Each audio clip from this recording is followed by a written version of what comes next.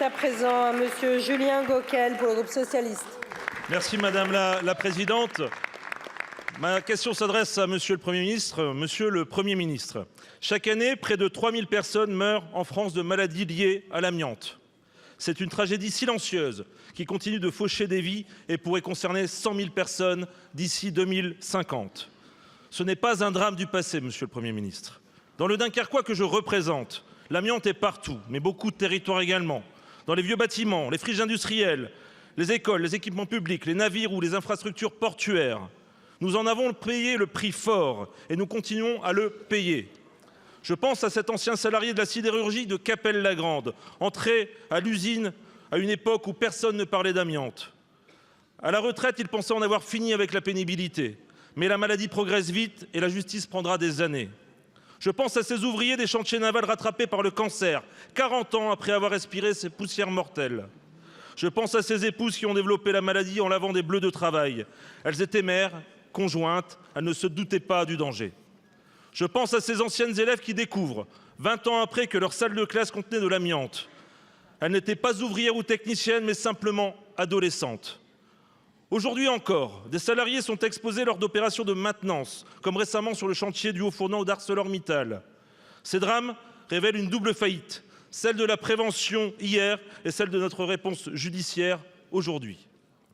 Les procédures sont longues et complexes. La prescription empêche parfois d'aller au bout de la vérité et les victimes se sentent abandonnées. Alors il ne s'agit pas de refaire le procès du passé, Monsieur le Premier ministre. Il s'agit d'en tirer les leçons pour l'avenir. Face aux substances cancérogènes encore utilisées aujourd'hui, le risque de nouveaux scandales est bien réel. Monsieur le Premier ministre, êtes-vous prêt à engager enfin une réforme ambitieuse de la prise en charge de l'amiante? Êtes-vous prêt à créer une juridiction spécialisée pour les catastrophes sanitaires à effet différé? Les victimes d'hier nous obligent, les victimes potentielles de demain nous regardent. Merci. Merci beaucoup, monsieur le député. La parole est à monsieur Jean-Pierre Farandou, ministre du Travail et des Solidarités. Madame la Présidente, Mesdames et Messieurs les députés, Monsieur le député Julien Gauquel, vous avez raison, la thématique de l'amiante dans l'univers professionnel est une thématique grave. Vous me permettrez d'ailleurs, comme vous l'avez fait, d'avoir une pensée pour les victimes de l'amiante et de saluer l'action des associations comme l'Andeva et l'Ardeva qui mènent un formidable travail d'accompagnement dans la réparation de leurs préjudices. Je peux vous assurer que la priorité absolue de mon ministère en matière de santé au travail, c'est bien d'éviter toute forme d'exposition professionnelle à l'amiante.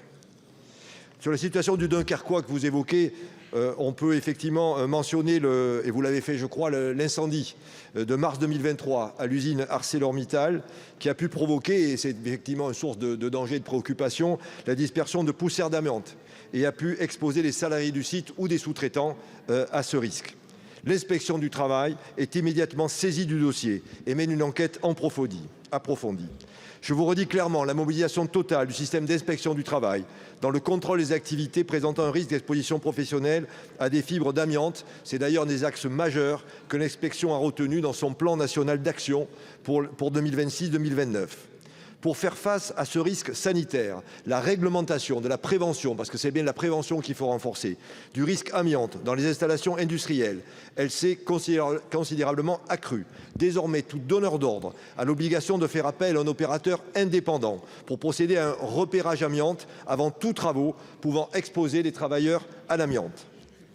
Les salariés susceptibles d'être exposés à l'amiante bénéficient d'un suivi médical renforcé par le médecin du travail qui se prolonge à leur retraite par un suivi post-exposition pris en charge de l'assurance maladie.